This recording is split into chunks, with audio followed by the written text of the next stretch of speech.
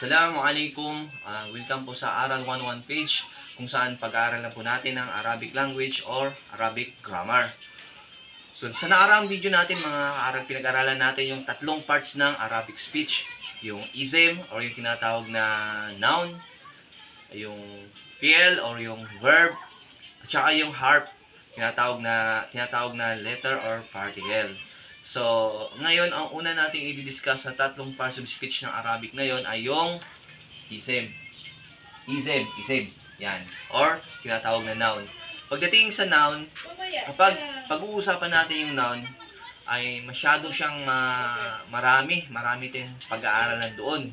Kasi nga, dahil hawak niya na yung pronoun, yung adjectives, yung adverb, yung interjection, hawak siya ng noun or ng ism. Kaya masyadong malawak yung pag-aaralan natin kung pag-aaralan natin yung noun. So ngayon, mga kaaral, ang una nating i-discuss yung gender. O yung kasarian sa Tagalog. Kapag pag-uusapan natin yung noun, yung ism, ito ay pwedeng panlalaki or pambabae. Hindi natin pwedeng gamitin yung words na panglalaki sa pambabae. So, ang tawag natin sa panlalaki ay mudhakkar. Mudhakkar or tinatawag sa English na masculine. Sa pambabae naman, ang tawag natin sa Arabic ay muannath. Muannath or feminine.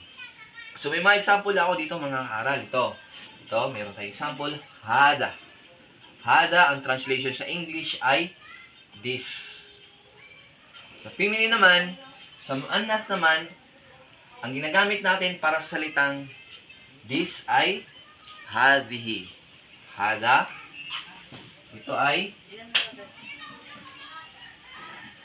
hada. Samantalang dito ay hadhihi. Hadhihi. So magkaiba. Hada, tsaka hadhihi. Pero isang meaning lang, isang translation lang. This. Hada, samantalang dito sa muannas, hadhihi. May pangalawa tayong example, Muslim. Sa mudhakkar or sa masculine words, ang tawag natin dyan ay Muslim sa English, a male Muslim. A male Muslim. Okay? Lalaking Muslim. Muslim. Dito sa muannas, mga kaaral, ang tawag natin dyan ay Muslima. Ang tawag natin dito ay Muslim.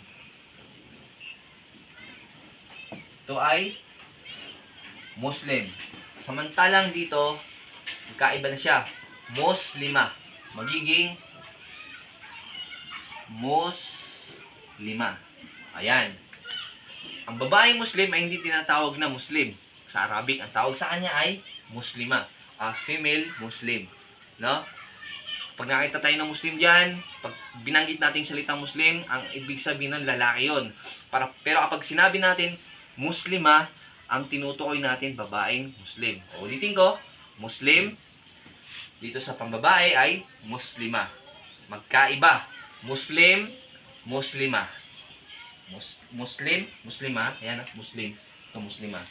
For example, hindi natin pwedeng gamitin ang panlalaki para dito sa pambabae. At yung pambabae, hindi natin pwedeng gamitin para sa panglalaki. May akong example. Gamitin natin to o yung ito. Hada. Hada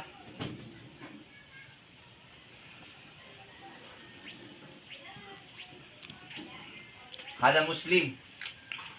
Hada Muslim. Or in translation,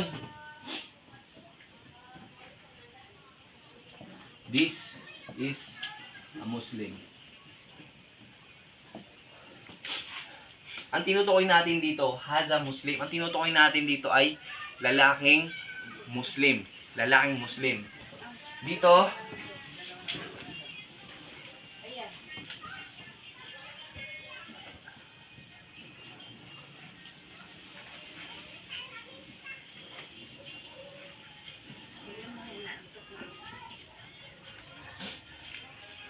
Dito,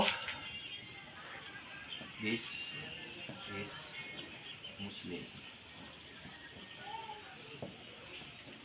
Parehas yung translation niya mga kaaral.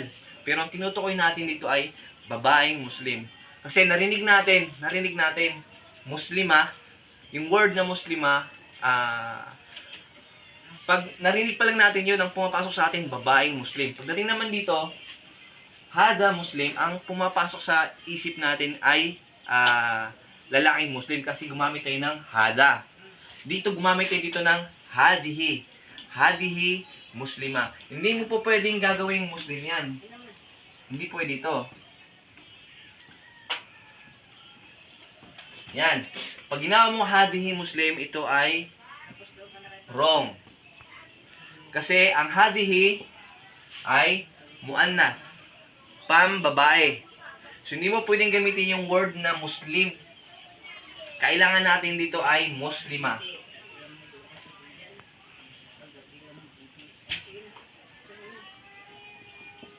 Yan ang kailangan natin para maging tama tayo. Dito naman, hindi natin pwedeng gamitin yung word na